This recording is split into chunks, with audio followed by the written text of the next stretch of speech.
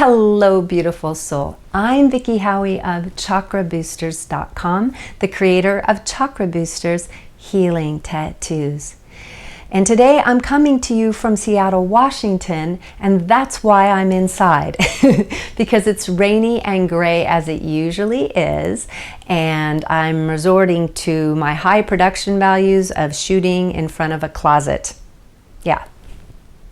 I'm shooting in front of a closet.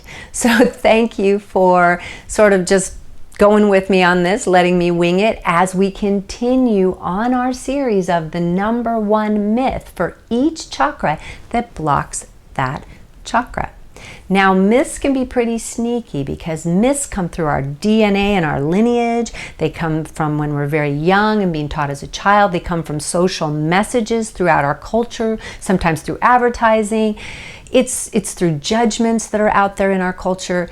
These myths can be really, really sneaky. So even though you think you don't believe in them, sometimes you do. So first of all, if you haven't seen the myth for the root chakra, go back and see that, or the myth for the sacral chakra, go back and see that. The root chakra myth is that money is the root of all evil, which it is not. And the sacral myth is that sex is bad. And that's certainly not true. So let's look at the solar plexus chakra myth. First of all, the solar plexus chakra is the home of your ego, your identity self. It's where your conscious mind has preferences. It likes this and doesn't like that. It's where you get your energy, your motivation, your courage, your focus, your masculine can-do, I'm going to go after that perspective on things, right? It's very goal-oriented. It's very penetrating. But most importantly for this particular myth is it is the home of your ego.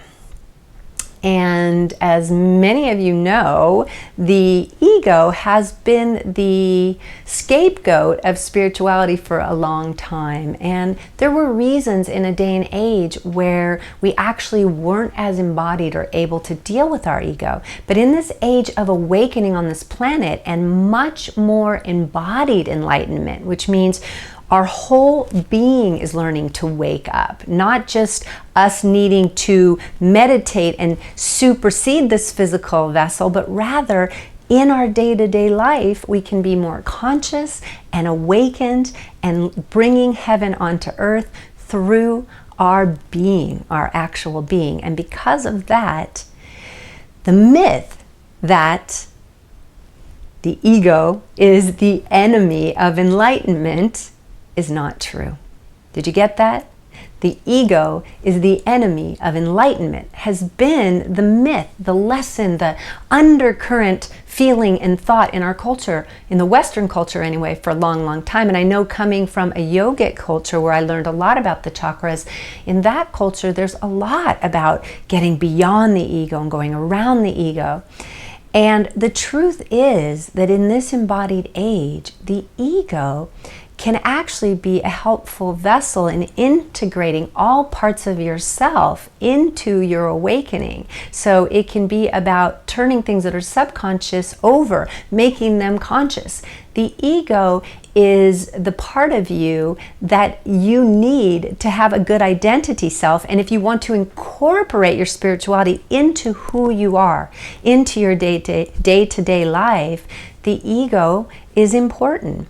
And that goes without saying anyway, because as you know, your chakras cover every area of your life, every area of your being, and all of you is important because all of you is divine.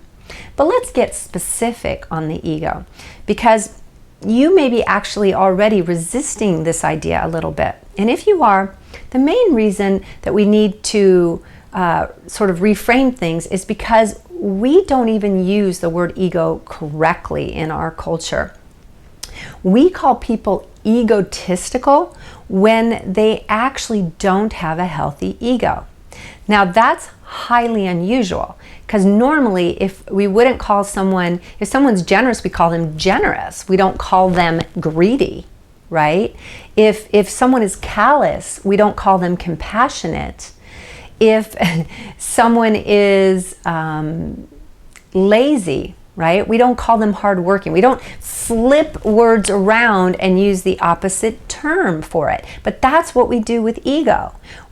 When you see someone that we would call egotistical, they are actually making up for a weak, healthy ego, a healthy sense of self with grandiose behavior. So it's like an over asserting of the solar plexus chakra energy in order to make up for an actual deficiency there that doesn't feel really valued in itself. Like if someone doesn't really value themselves, really respect themselves, really feel their own power, then they're either going to shrink down. That's one very common reaction, and that's the one we usually recognize as being a lack of ego.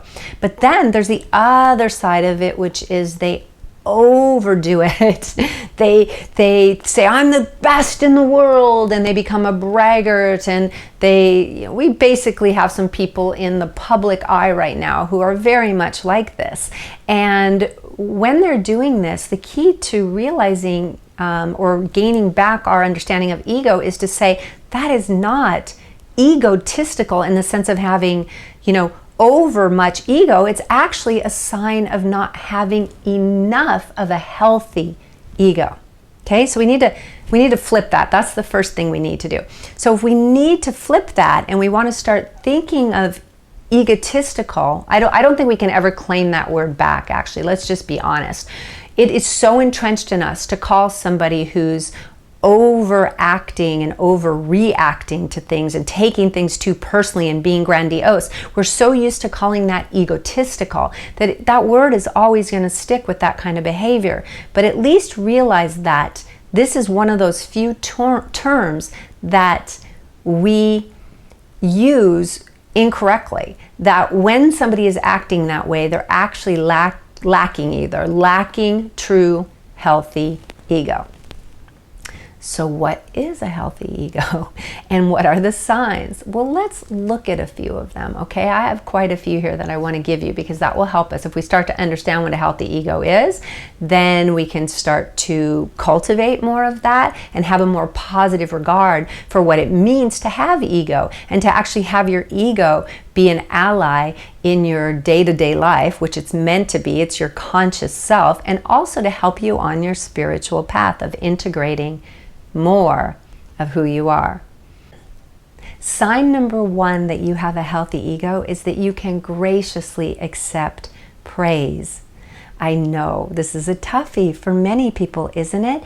And yet, when someone gives us the gift of recognizing something in us, if our ego is healthy, we too can recognize that positive quality and just accept it. It neither inflates us nor does it make us feel like we need to resist it. Rather, it just feels like a gift of recognition. Now, if this is an area that's tough for you and you actually want to expand into this healthy range, one of the things I invite you to do is every time someone gives you a compliment, a heartfelt compliment, I want you to see it as if they're handing you a gift, literally handing you a gift. Now, if they're handing, because that's how they feel about it usually, and if they were handing you a gift, would you just reject the gift? Would you just hand it back? See, so just thinking about it as a gift allows you to think about, can I just take the gift and just take it in? Thank them for it. Be gracious about it. That's the test. And the first healthy sign of your ego being solid is that you can take praise. Okay, sign number two that you have a healthy ego is that you can laugh at yourself. So we're not overly serious. An ego that it doesn't feel safe, doesn't feel solid, tends to get all like, I must be so serious, I must look a perfect way, I must do things just right. But a person who's really solid in their sense of self knows that life is about joy. You can laugh at yourself and you can just sort of let things go sometimes, right? So there's this light quality, especially around things about yourself. Sign number three that you have a healthy ego is that you can allow yourself to make mistakes. And again, graciously. Graciously is always the thing we want to add to each one of these, okay? That you may want to improve and not make a particular mistake again to save yourself time or trouble or others' time and trouble or whatever. But the point is, can you graciously accept it? Maybe with a dose of humor, but always with a big dose of self-compassion and love. Can you adjust and be flexible? That's the question, because the third sign of a healthy ego is that you can allow yourself to make mistakes, because we're all going to make mistakes, and you allow yourself to do so with love and compassion. Okay? All right. The fourth sign that you have a healthy ego is that you put value first and foremost on your own opinion. Now, this does not mean that you don't listen to others' opinions, and that's going to lead me to number 5. You do listen to others, but you have a really strong sense of self, and you're constantly cultivating what it is that you personally believe in. Not just what you were taught, not just what your culture exposes you to, but what you really deeply as a soul believe in. And so you are figuring out what you want, what you believe. And you're able to take in others' feedback from that place. So that leads me to number 5. So number 4 is that you own and value your own opinions. Number 5 is that you can take feedback. You take it really, really well. And the way that you can take feedback well, if you've got a solid ego, and it's just a nice healthy one, then nothing anyone can ever say is a threat. Because you realize if we can't take criticism or feedback, criticism is the harshest word for it, but often it's just feedback that we see as criticism. And if it is criticism, even then, does it really need to challenge who we are? It's their opinion. It's just another person's opinion.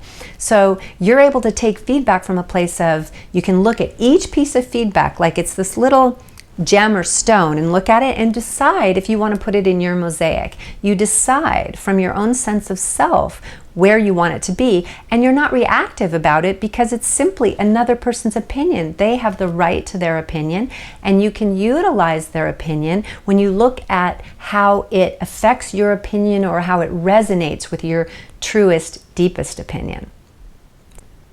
The 6th sign that you have a healthy ego is that you can accept and love all of you. Not just the good qualities, but the shadow qualities as well.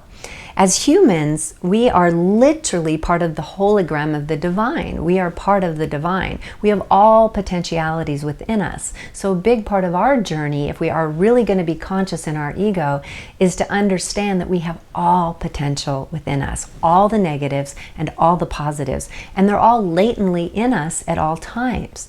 So can you not just focus on your good qualities and show people your good qualities, but really be aware of and answer to your other qualities, the things that make you, your foibles, the things that make you more human, what we often call shadow.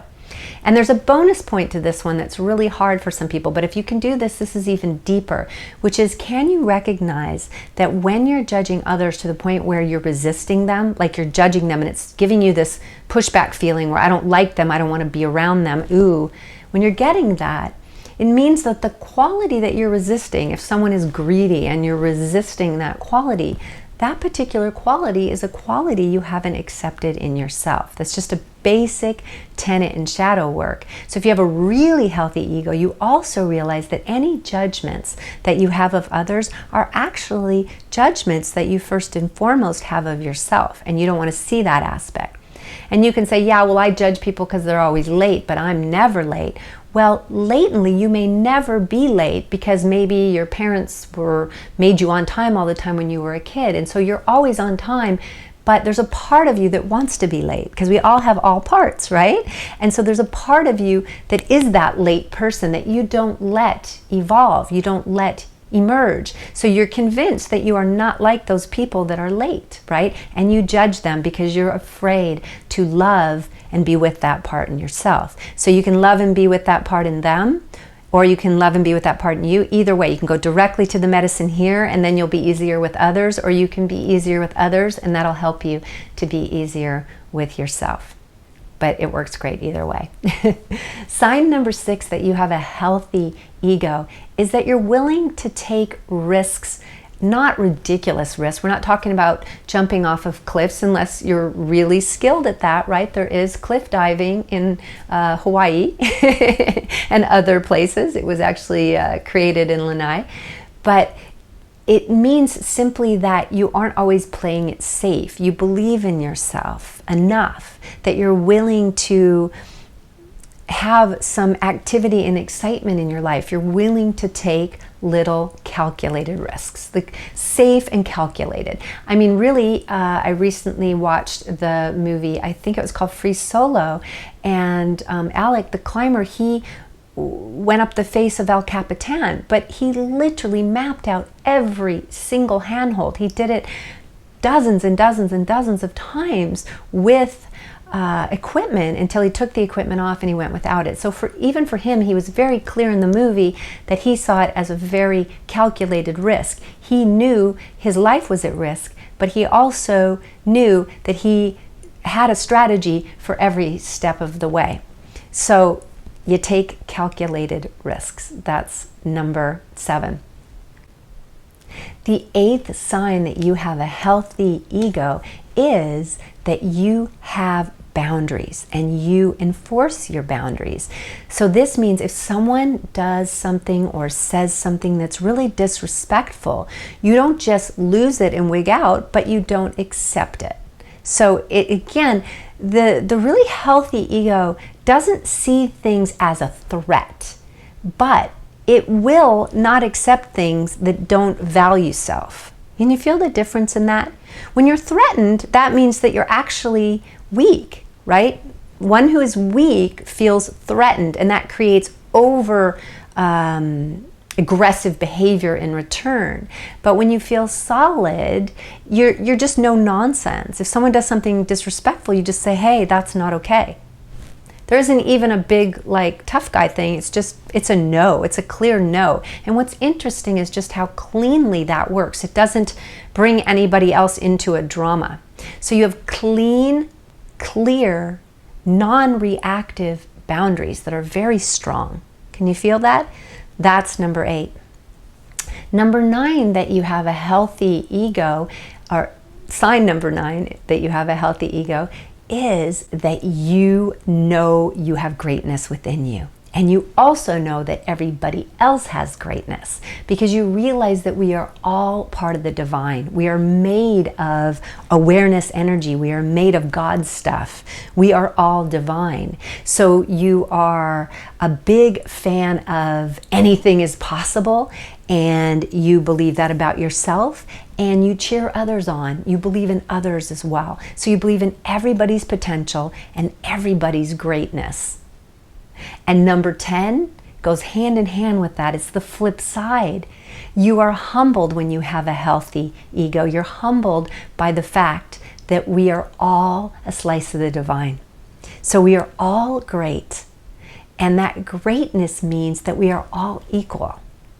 And whether we have individual talents or not, which we do. We all have strengths and talents and things we're better at, which makes this world so much fun, because we exchange gifts, exchange talents, help each other's lives be better by bringing what we can to the table. But at the same time, you know that we're all just slices of divinity. So it's humbling. None of us are better than anybody else. Isn't that cool? We have greatness. Everyone has greatness. So none of us is any better, and we're all just doing our best and moving to express as much of that greatness as we can. So that's 10, and I have sort of a bonus one for number 11, which is that when you have a healthy ego, you can be proud of your accomplishments, but you're not attached to your identity or your accomplishments. So your identity would be your different roles that you play. Suddenly it really is not that important how others see you, necessarily, you may take a certain pride in your status role, but you're not attached to it, which means if you've earned your way in a certain line of work, it's natural and normal to feel good about that. But you don't live by it. Your world doesn't crumble if it goes away. Nothing in the identity world of roles makes you crumble, because your ultimate identity is linked to your spiritual self, because you know that's the part of you that lives on and on and on through every lifetime. So you don't play down or denigrate or not value yourself. You do. You have a unique identity in this lifetime that nobody else has and that nobody else will ever have. So it's important that you embody that. That's part of your divine mission here as a slice of God, because you are God being you. You are the divinity being you. At the same time, you've lived through many lifetimes and will live through many more. You are a spirit that never dies. So your greatest identity is that you are spiritual consciousness. So while you may take pride, and I think pride in its, see, even the word pride, we make that negative in our culture. Pride, when it's earned and it's healthy, coming from a healthy ego, is just that you're recognizing. It's like you giving praise to yourself for the hard work you've done or for the things that you've accomplished. At the same time, you aren't attached to any of it. So number 11 would just be that your identity, none of your identity roles rule your life, and that your highest identity is connected to your spirit, to your spiritual life. So those are all the signs of a healthy ego.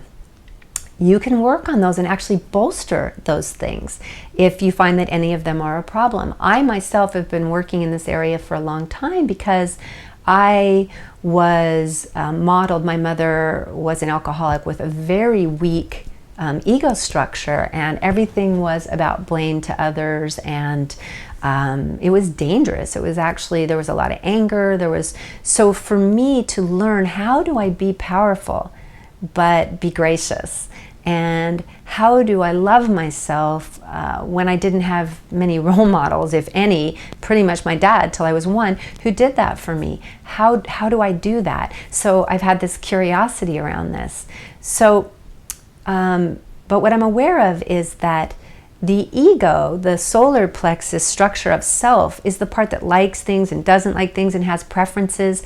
And if you can not resist the things you don't like you're not liking them because you don't think they're a part of you, but you're rather just not wanting them, like they're not your highest preference because you're creating a life of what you're preferring, then your ego structure, whatever you want to call it, can really help you in this lifetime to understand more of who you are, why you're here, what you're doing.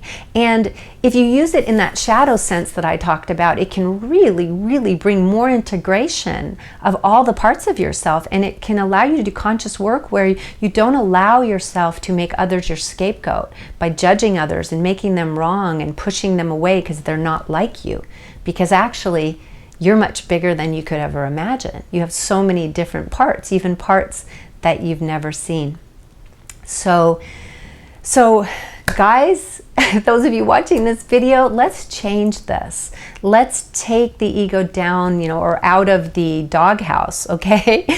Down from, the bad boy shelf and out of the doghouse. Let's bring the ego back to a place of, first of all, what is a healthy ego? Let's get clear on that. Let's stop calling people egotistical.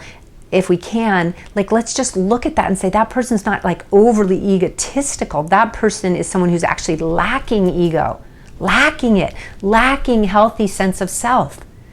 Just imagine the next time that somebody does this in front of you and a friend, and they behave in a way that shows that they're egotistical. And what if you said to your friend, that person seems like they have a big ego, but actually they're lacking ego? What if you said that? What if we started to change the dialogue around ego so we could realize that a healthy sense of self, a sense of identity, a valuing of this one and only person that we are in this little span of lifetime that we have, if we can value that, then I think that just helps us on our spiritual journey. But certainly the ego is not our block to any kind of enlightenment. It's not. The truth of the matter is the opposite. The egotistical behavior, the grabbing at straws and trying to control other people and trying to make everything about you and important, that is going to get in the way of your spiritual path, and that is actually weak ego. So it's not that we need less ego in many cases on our spiritual path, but we need more of it in a healthy way. Healthy way. Can't say this enough times because this is a topic where linguistics get confusing and we tend to argue about things when we may not even really be arguing. So please hear what I'm saying. I want to cultivate healthy ego. I'm hoping you'll cultivate healthy ego. And when we do, healthy integrated ego actually helps us all live up to the potential within us, see the potential in others, and have the humility to know that we all have greatness within us. So that's it for the solar plexus chakra. I hope this gives you a whole nother way of looking at your ego and looking at how your ego is involved in enlightenment. It can be actively involved in your integrating all parts of yourself, which I think is a big part of your enlightenment, being all that you can be. And I'm so glad you're on this journey with me. I love and appreciate you. I will see you on the next video where we will look at the #1 myth that blocks the heart chakra. Blessings.